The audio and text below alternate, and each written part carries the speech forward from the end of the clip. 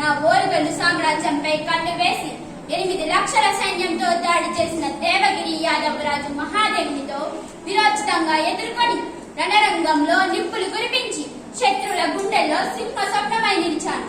నా వీరగర్జన వింటేనే చాలు పై ప్రాణాలు ఖాయమైపోతాయి. నా 27 పాలనలో ఓరుగల్లు సామ్రాజ్యాన్ని విస్తరించడమే కాకుండా కళల కానాచిగా తీర్చిదిద్దిన ఘనత మాది. సంగీతం, సాహిత్యం, నృత్యాలకు పెద్ద పీఠం వేసింది మేము. వేణువు నృత్యం ఉద్భవించింది మా కాలంలోనే. రాజ్యానికి వెన్నెముకైన రైతుకు ఎటువంటి కష్టం కలగకూడదని వరుస కట్టు చెరువులను నిర్మించి నెటిని ఎగు ప్రాంతాల నుండి దిగు ప్రాంతాలకు పారించి గుంటలన్నీ నింపి బీడు భూములన్నీ పంట భూముల వలె మార్చిన ఘనత మాది. ఏ అబల కూడా ప్రసవ వేదనతో మరణించకూడదని ప్రసతి వైద్యశాలను నిర్మించాను. ఈ రుద్రమ్మదేవి వీరవనితే కాదు, అమృత మూర్తిని కూడా కొనియాడబడ్డాను.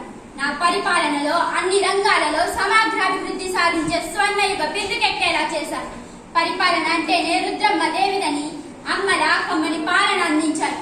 ఒక పక్క పౌరుష పరాక్రమాలకు, మరో ప్రక్క ప్రేమానురాగాలకు మారుపేరుగా నిలిచి అజరామర కీర్తిని సంపాదించి తెలుగు బిడ్డ వలె కీర్తిని వెలుగొందారు. జై తెలుగు తల్లి, జై తెలుగు.